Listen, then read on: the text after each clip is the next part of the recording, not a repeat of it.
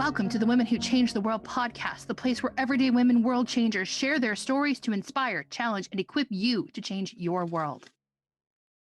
Hey everybody, welcome back to another episode of Women Who Change the World. I am your host, Samantha Hatcher, and I am here with my cousin, Laura, who is actually, her husband is my husband's cousin, but we just ignore all that. It is family. And this is going to be kind of a different perspective than what you're used to on my podcast. Laura is an OBGYN and has been in practice for 25 years. And then she ended up with breast cancer. And so now she's talking about things from a perspective of, I'm a doctor, now I'm a patient, and working through that. She's got a book that's coming out, and we're going to talk about one of the things that I have found so inspiring is how she's kept a positive mindset throughout this entire time. There's a few glimpses of hard times, but it's been so positive and so uplifting and so reassuring. I'm just really proud of her, and I wanted to share her story. She's beaming over here. You can't see it. She's got a big smile on her face. So how are you today?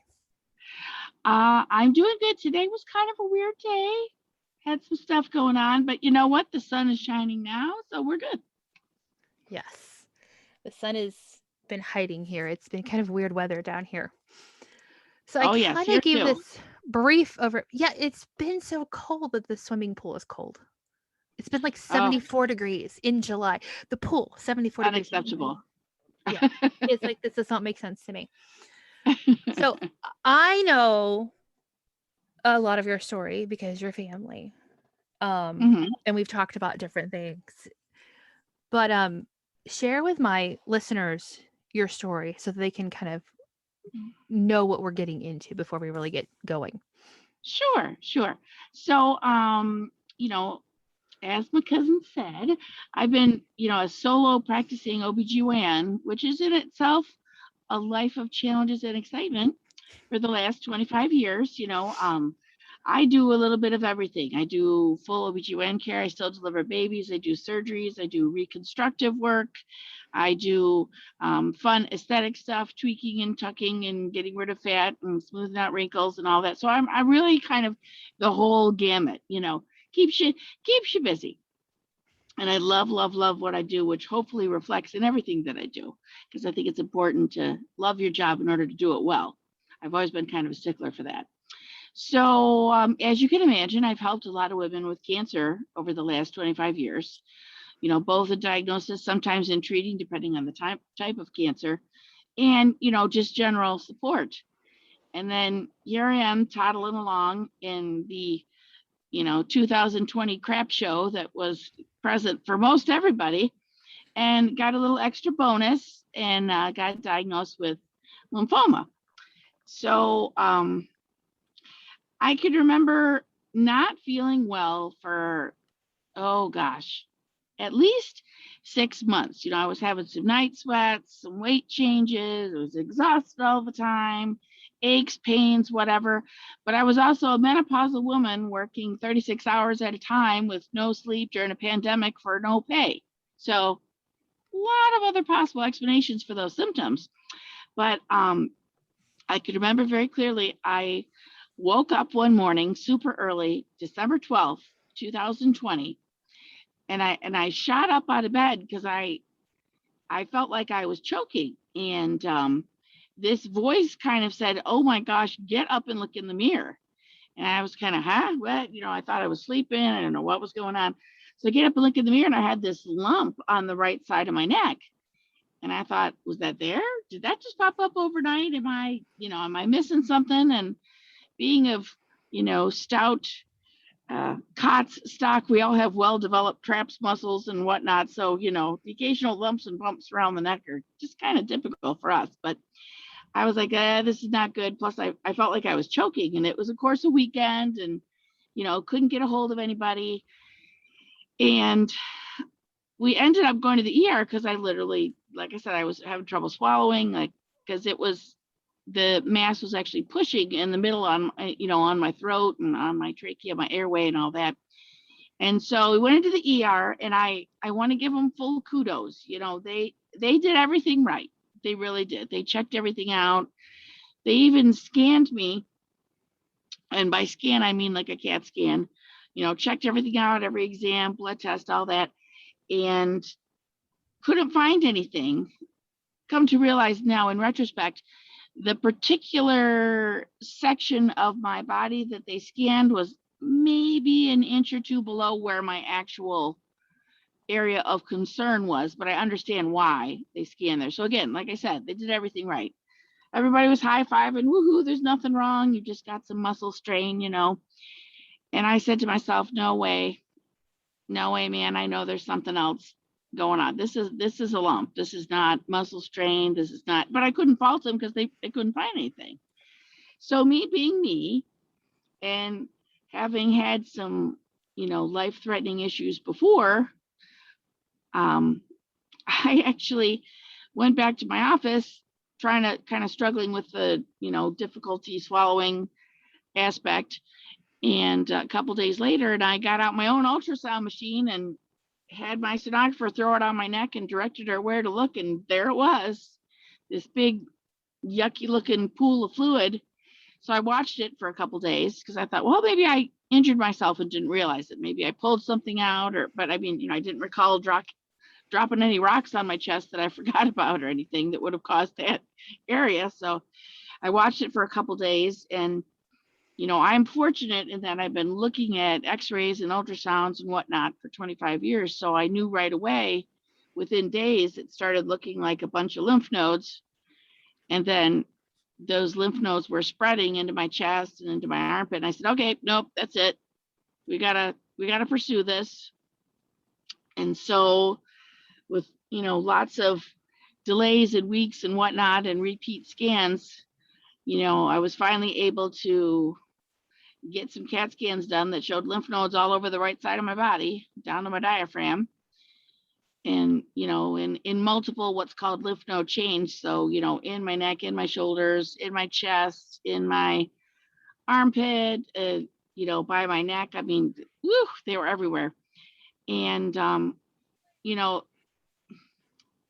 those docs, I mean, half of them are my friends. So it puts them in a tough position when they're trying not to be the one to deliver bad news to somebody that they already care about. I tend to be blessed in the fact that doesn't affect me. That only makes me more determined to get to the root of things and get to the facts. Like I don't tend to, sugarcoating is not the appropriate term, but when it's someone I know, I'm even more focused on making sure that I don't let that affect me and get right to the diagnosis so I can get right to the treatment. But not everybody has that blessing. So there were some delays, folks not wanting to think anything was wrong, but eventually, thanks to my family physician, when we made our way to the oncologist, which is the doctor that, addresses cancer, medical oncologist. And, they took one look at myself and said, oh my goodness, this is cancer till we prove that it's not. And weirdly, by that point, after weeks and weeks of, trying to convince and whatnot, I was weirdly vindicated at that statement instead of devastated like I should have been. I was like, yes, finally. All right, here we go.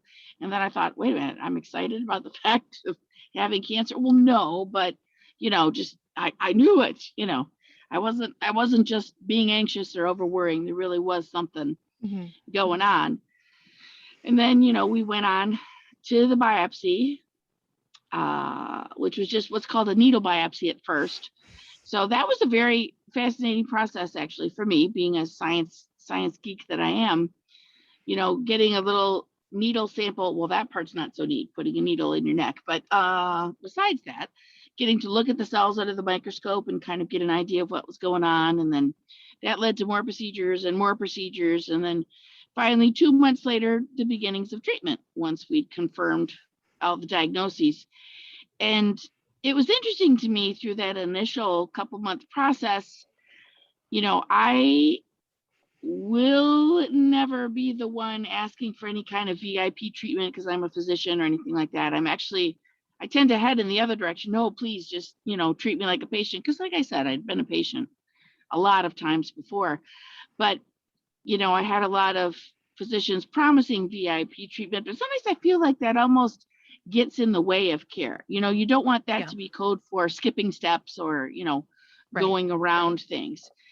And I was pretty determined to experience this just as your routine patient because I wanted to be able to show other people how to get through. I really strongly felt that I was meant to go through it. So it could be one more thing that I could literally one-on-one guide a patient through, So I was fortunate enough to get accepted into what's called a clinical trial. So usually that's a situation in which they're trying out a medication that either isn't normally used or could possibly substitute some additional treatments that would normally be required that might not be if you use a particular drug or whatnot, trying something as a first line that usually is a second line. And so that meant several months of chemo, every 2 weeks, and lots more scans and lots more tests and lots more appliances put in, from everything from a diabetes monitor to a port for chemotherapy to, a big old excisional biopsy. And, I had all my battle scars all lined up, And so after several months of chemo, I'm happy to say that I completed my last treatment on June 9th. And I've had some complications since, some organs just not behaving, which can happen, of course. It's one of the risks that you take. But the good things that have happened through this process is that I made a conscious decision to have as much transparency as possible, both for myself, for my family, and for my patients, and for my business. So right from the get-go, I put videos on Facebook letting people know what was going on, both from the perspective of asking a little bit for extra understanding for my staff and for rescheduling, and so that they could actually physically know step by step things that were going on with my care, or things that happen at certain kinds of visits, what certain procedures were like, and just, keeping everybody updated. And I've gotten a lot of good feedback from that, which makes my heart feel really good, because if I was able to help somebody while going through that, oh, that's like a double blessing, right there. Yes, you're going through cancer. Cancer is crappy. Yes, it is. And anybody that tells you, oh, thank goodness you had the good kind or whatever, I do kind of dismiss those little comments. I know what they mean, but they're really not meaningful, But the people that have come forward saying that I helped them, or when they were scared about something or not knowing what to expect, and then they watched one of my videos and they were able to have an understanding before going, that's the best ever. I also made it my mission. I started a group called Chemo Peeps on Facebook. So that's a group in which anybody ever affected by cancer, whether it's you were the patient or friends or family, can have one-on-one conversations that are meaningful. Because as patients, we've all been through that time when our very well-meaning physician is trying to assure us that, oh, they understand exactly what's going on. And of course you don't, unless you've had it. And that's okay that you don't. I hope you never do. So, but sometimes it's just better to not even say that, as opposed to talking to someone who has lost their hair or has had stuff coming out of every end, even ones you didn't know you had, during chemo, that they know exactly what you're talking about. And you can give meaningful options and suggestions. And then, yes, as you said too, I've also written a book. I'm calling it, Okay, It's My Turn Now, A Doctor's Journey Through Cancer. And it's kind of like a cancer 101, but I wrote it in the first person. I'm literally sitting down with you to have a conversation. Here's what happened to me. Here's how I can help you get through it. And then I also have in there a collection of poetry that I wrote during that time. It's kind of its own section of the book, just, thoughts and reflections and whatnot. And I also have a resource section at the end too. Like here's the link to my videos. Here's the link to the YouTube. Here's the link to the pods. Here's the link to the instructions, just so it's just kind of a all in one, but succinct, first person, easy to read. I wanted it to be something that even if you're sitting there short of breath, wondering if this is your last day on the planet, you might still want to pick it up and have an easy read. Because I'm not out to offer more homework. You have enough going on. In anybody, anybody who's reading it's going to have enough going on. They don't need extra. Exactly. And it took a little doing to make the publisher understand that at first, because they kind of questioned me on how short it was, because it's about 100 pages. But that was 100% purposeful for the very reasons that I just stated. Right. You don't need to pick up the 20-pound, 1,000-page tome that you can't even hold up because you don't have strength anymore from your chemo and try and read it. No. So all those are good things that have come out of this. The side effects, the everything else, not so great, but I just chose not to focus on that. I had this determination in my mind. I was going to make cancer a teaching point if I could, in any way, shape, or form, somehow fling that sucker around and, turn it into something good for somebody else. I know, and the listeners don't know, but your husband is a doctor as well. Yes. And so is your father-in-law. Yep. So there's a whole lot of process. And when we were talking before we started recording, how my husband had cancer in 2018 and he was re-diagnosed this year with prostate cancer, and how I was kind of like, okay, everybody back off. If you're not going to be positive, go away. I was shielding him from everybody. Shields up, go away. Even at times to his own family and to my family, it's like he can't deal with that negativity and focus on what he needs to focus on. It provides extra challenges for a patient, that is for sure. So how did Jay react, your husband? Oh, poor thing. Sometimes I think it was tougher on him than it has been on me. He's a very empathetic soul, which is wonderful, and which is one of the reasons that makes him still my best friend to this day. But at the same time, he takes it all in, and I think sometimes he would come home, and if I was slumped over on the couch because it was just not a great day, he'd be on the couch in 10 seconds, completely exhausted, just from looking at me, from soaking it all in. But you know what? Something very good happened with all of this. He's always been a person to very much keep everything in, keep it to himself. And he learned kind of through me from this process how much easier it was to actually respond to people's questions and actually speak to them about it, rather than put all that energy, which ends up being negative, into hiding. So that actually is very much a positive that has come out of all this. I did not honestly think he'd be able to do that. So I'm very proud for him that he has been able to do that. It is a hard process being the spouse of a person who has cancer. And there are a lot of people who dismiss it. Well, you don't have the cancer. No, but I'm the one over here thinking about what my life could be like without my spouse. Yep. I mean, the whole family goes through it. You hear that word, and then immediately your brain starts thinking about it. My kids were thinking about it.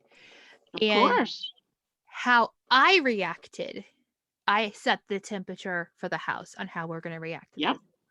And it came down to living, quality of life, and the other things afterwards. And if these things are not being met, then we're going to do something. And it was never, in our family, it was never rushed. We're not going to rush into this because the kind of cancer he had is not aggressive. It's just how we're dealing with it. And that set the tone for my kids, because they went from being completely afraid. Yep. To, okay, we're going to deal with this. We're not ignoring it. Because my husband has a tendency to I don't want to see it. I don't want to deal with it. Make it go away. Oh yes, mine as well. And maybe they get until it's a real emergency. That's what I hear. It's not a real emergency yet. Oh no, we don't have to always wait till something's an emergency. I think get it from the same side of the family. Oh yeah. It's not a real emergency yet. Well, all right. So, how did you deal with this? Emergencies tend to be more expensive in many ways. How did you help your girls with this? So first and foremost, I was honest with them.